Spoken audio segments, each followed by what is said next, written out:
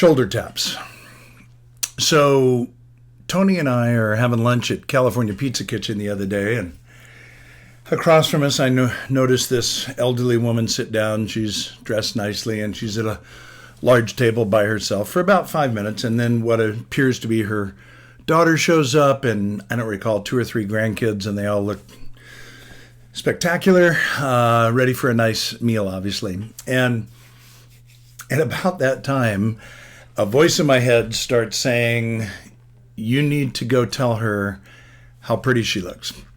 So I don't even know if we're eating at this point or not, but the food arrives, check arrives. We're going to go down the walkway a little bit in this strip center and look for something. And that's the next thing that we're going to move to. So Tony stands up. I don't tell her any of this. And on my way out, I just kneel down and kind of get into this position where I'm at her level, right where she's now in her chair. And I said, hey, if nobody else has told you yet today, I just want you to hear from me how lovely you are.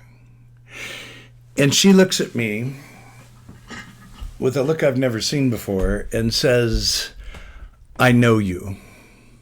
And I said, no, we don't know each other. And she said, I know your spirit.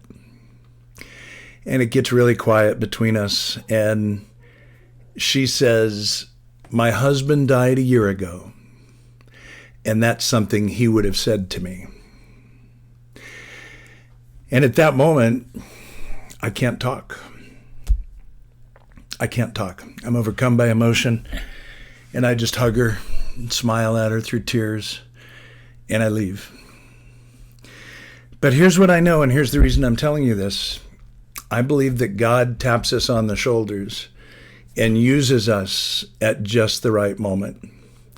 And what I know for sure is that she was blessed and I was enormously blessed.